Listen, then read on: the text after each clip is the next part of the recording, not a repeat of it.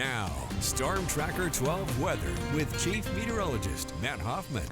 Lots of sunshine on this Wednesday. Seasonal afternoon temperatures were up to 90 in Medford. It's 87 degrees in Wairika, 70 currently in Gold Beach, and it's 81 degrees in Klamath Falls. You can see a few of those fair weather cumulus clouds through some of the higher terrain in the region. But tomorrow, nothing but blue skies throughout southern Oregon and northern California. We'll get into the lower 70s along the coast. Winds will be breezy once again, especially for you folks in Gold Beach and Port Orford. Northern California, lots of sunshine, hotter temperatures tomorrow, up to 97 degrees in Wairika, 94 in Mount Shasta and Weed, and topping out into the triple digits for you folks in Happy Camp. East of the Cascades, upper 80s to around 90 degrees for afternoon highs, up to 90 in Klamath Falls, 91 degrees in Lakeview, but it will be a cool start in the morning.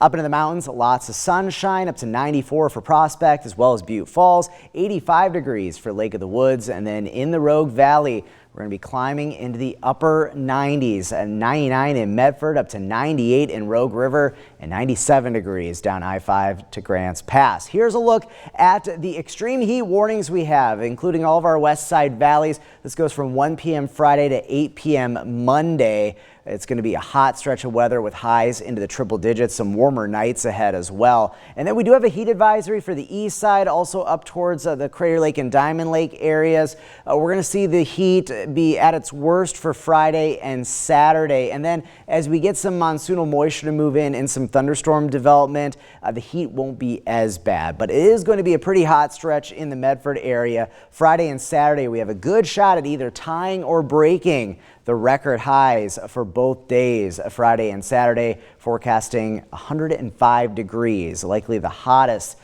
days of this stretch, but it stays pretty toasty into the first part of next week, at least in the Rogue Valley. The Basin, highs into the 90s Friday and Saturday, and notice some thunderstorm potential as we move into the weekend. We'll also be watching up towards Crater Lake, the threat of a thunderstorm on Saturday. Notice the warmer temperatures, but definitely much more comfortable than what we're going to be seeing in some of our inland valleys. Here's a look at Stormcast. Ample sunshine for your Thursday. As we move into Friday, some of that monsoonal moisture will start to move into the region, all because of this basically chunk of moist air in the middle levels of the atmosphere, and that's going to bring in some of those clouds at first. The thunderstorm potential holds off until Saturday, especially east of the Cascades. We could see a thunderstorm, but definitely as we head into early next week, thunderstorm chances expand, a bit more scattered activity into early next week. We'll be tracking that closely. The coast likely staying dry, pretty pleasant temperatures compared to what we're going to see inland.